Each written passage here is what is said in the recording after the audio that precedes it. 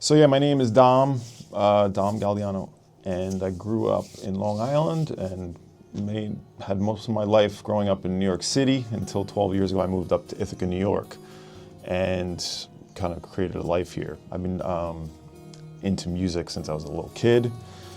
Record collecting is what really sort of put me over the edge in terms of getting into all kinds of music and all kinds of styles of music. As a younger dude, I worked for Warner Music Group, so I got to sort of see the music industry side of things and what went into making records. And when that was done, I started working in record stores. Once I was still in New York at that time, but working in record stores, and eventually moved up here where I worked in the record store that's up here in Ithaca, Angry Mom Records, while furthering my collecting to, very much an obsession, I guess we'll say.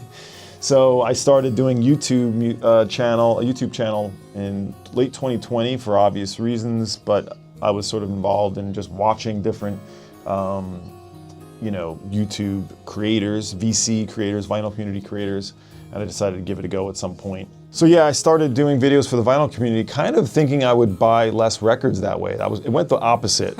I don't know what my rationale was for that. I guess I thought maybe I would show things I have and play them more and appreciate them, but I just made a lot of friends, which has really been the nice part of it, and I've obviously got turned on to a lot of things. So my channel is called Seekingathread, and I post to Instagram too at Seekingathread, and I do radio here at WRFI Community Radio, which is a terrestrial community radio station based in Ithaca. Been around for about 15 years. And I've been doing a radio show here for 12 since we moved to Ithaca. It was called Searching for a Thread. Now I call it Threading the Needle, but the show is basically the same.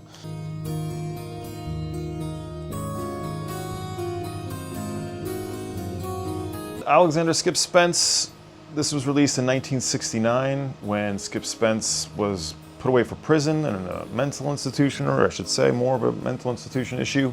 He had a mental break, and from Moby Grape, after they made the second Moby Grape album. And he allegedly drove down to Nashville on his motorcycle and wrote these stream of conscious songs and recorded them all in not even a week. It was all done and completely recorded in a week. All recorded by him, all the instruments, drums, guitars, basses, whatever else. And this flopped horribly, and it was clearly, influenced by mental illness, acid, and just this sort of real stream of consciousness sort of feel that this has to it. It feels like it all just came out of him so quickly. And it's a psychedelic folk record by genre, but there's really so much to enjoy and get immersed with into this. Like you're really getting a snapshot into someone's sort of struggle, or someone's sort of like trying to project beauty in his own way too. It's allegedly known as the worst selling records on Columbia, which it probably was, at least for the time. And I don't really even know how he ended up with a Columbia contract, because the two Moby Grape albums didn't necessarily sell very well. They were a bit of a disappointment. I don't know how he figured this out, but he ended up on Columbia, a major label, making, you know, far out acid folk, you know, and you know, there's an outtakes record of this that has even more music and a lot of the same songs, but done in all these different ways. So it almost feels like they just sort of picked what felt good at the time for versions of these songs. So that's a cool little side note to this. But Or by Alexander Skip Spence, in terms of psychedelic music, it's absolutely up there, but I think it transcends that genre just for the quality of music here. So.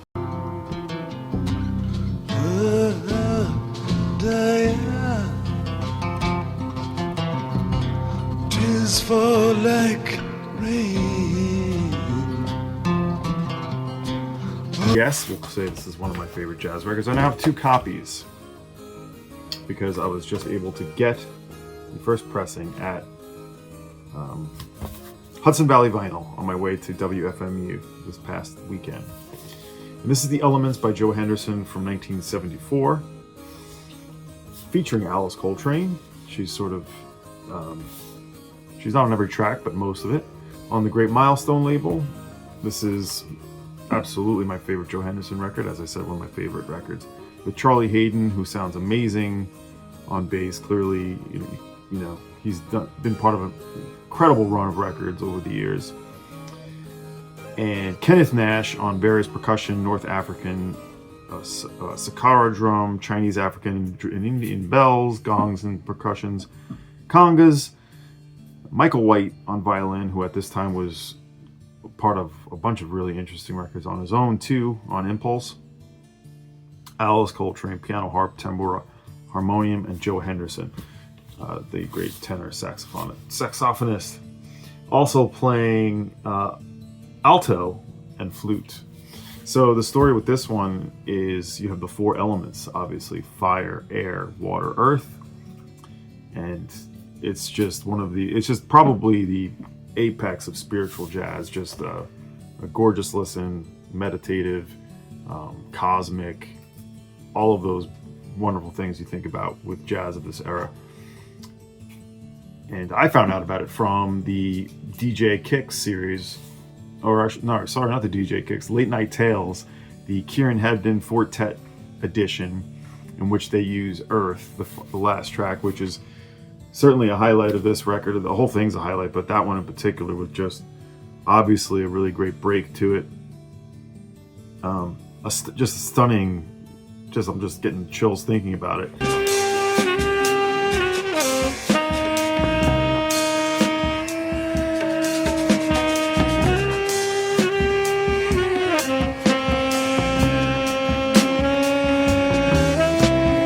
It's hard to pick a German krautrock specifically record that I could put above all else, but this may be it. Musik Von by Harmonia, a super group, you might say, of the time with Michel Rother, I guess it is, Dieter Mobius, and Hans-Joachim Rodelius of Cluster.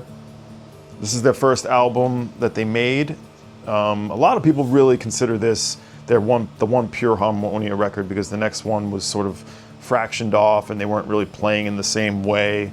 This is unique and interesting because they basically got a studio set up, which you can see here, out in the countryside. They just were living and working and just hanging out, having fun, relaxing, like making just a relaxed atmosphere, cooking together, you know, sitting out in the countryside, sitting out in the field. Like that all lends itself to what you hear on this. Like it really lends itself to this pastoral, you know, almost ambient, mind sort of enriching music to me.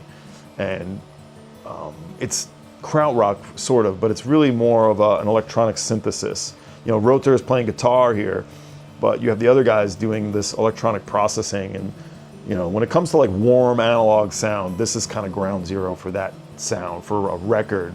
We love the warm analog sound of records. Like, this is one to have, okay? So, really important one to me when it came to discovering krautrock. This is from 1974. This is kind of what Brian Eno would hear and want him to get involved there, which he would later in the late 70s and recording with David Bowie and all that. This one is very important into the sort of development of that sort of sound. On the Great Brain Metronome label, everyone knows how iconic the the Green Brain label is, and I certainly love to look at it every time.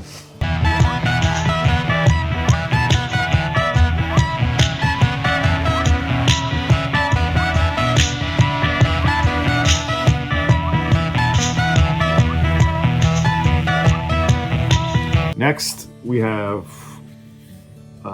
what I call going to church or going to mass with Count Ossie and the Mystic Revelation of Rastafari. This is Groundation, one of two records that almost are equal, essentially. Tales of Mozambique, the other one. This is a triple LP, and like I said, it's basically going to church with Count Ossie. And the whole thing plays out that way too, with, you know, this is not your typical reggae record. It's not your typical roots record or dub record. It's all of those things a little bit, but it's really almost free jazz or spiritual jazz, again, with roots reggae, with dub. But coming from a more folk tradition, they use the Nyabingi drumming, which is a big part of what this record sounds like. So very percussive, very, you know, a lot of spoken word, and some really amazing instrumentals too. The song that really that I think that blows my mind every time is Go Home, I believe it is. The 400 Years is on here too, and Count Ossie does, like I said, spoken word over this. And like I said, it's like sitting down and going to church in your own way, you know. And this is the English edition. The Jamaican pressing looks a little different. The English has this. It's sort of a thick, sort of a box. These things are always going to be smushed. This is alternate artwork too. The original Jamaican press looks a little different, and it does come with a booklet, which, here you go. This is sort of what the Jamaican cover looks like. And in here is a whole tale. You can see here the whole story behind Count Ossie and the Mystic Revelation of Rastafari. Not a lot of recordings to his name, but for what he did, you know, very much a spiritual record, very much, you know, religious. This is the true religious side of Rastafarianism. And there's a reissue too done by the Dub Store label that has this cover. So Way Back Home is the track I was trying to think of. Side 3, track 4. What an incredible instrumental.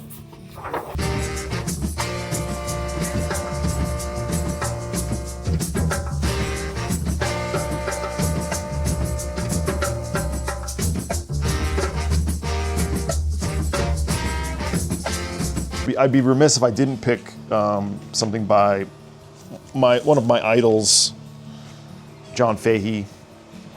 And this is from, I don't necessarily think of myself as someone who has like a favorite Fahey record, but if there's a go-to one, I would probably say Volume 4, otherwise known as the Great San Bernardino Party and Other Excursions. It's a little confusing. I forget about it every time. This one was recorded before Blind Joe Death, but this came out after it. It's one of these things where the order of the volumes don't quite line up. But I've been collecting this record for a long time, and you might notice I have a very nice copy in the shrink here. I've constantly gone to upgrading this.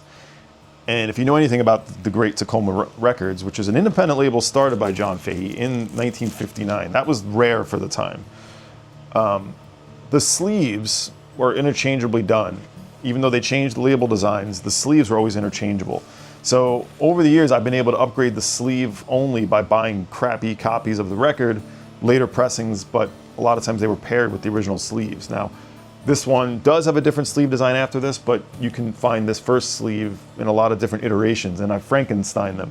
And of course, I was able to get the insert over many years of collecting John Fahey, which are just nonsense. I mean, I think John Fahey was very much an iconoclast, an enigma, we'll say, someone who liked to be difficult, almost to a fault. His career could have been bigger if not for his sort of ego getting in the way. And he had this standard he held himself to, and he wanted others to hold to that didn't necessarily line up with the times. But he was an eccentric, to make us, and a gifted musician, someone that really is self-taught, and not known for being the cleanest and most crisp guitar player. he's got a lot of like dirt and sort of wrongness about how he plays, but I mean that in the best way. Anyway, he'd like to write the liner notes, and I challenge you to read these. No, I'm challenging people. I've read it, and it's kind of nonsense, but fun. It's not really about the records so much, just about his sort of muse and just sort of like his Fahiness is all here. But as someone who likes to collect physical media, I do want to have the insert if I can. So, and this is the earliest pressing on Tacoma Records with the all black shiny label. There's a matte label that comes after this, and an orange design, and the gold and black after that. Someone I'm very much trying to collect his most earliest pressings. There's a few very rare private pressings I would love to have if they ever turn up. But when it comes to the music, this is where I didn't really mention it, but where he really starts experimenting and playing with tape loops and tape manipulation, and just playing some of his best pieces to me are on this one. So I could pick a lot of Fahey records. I'm going to go with this one though.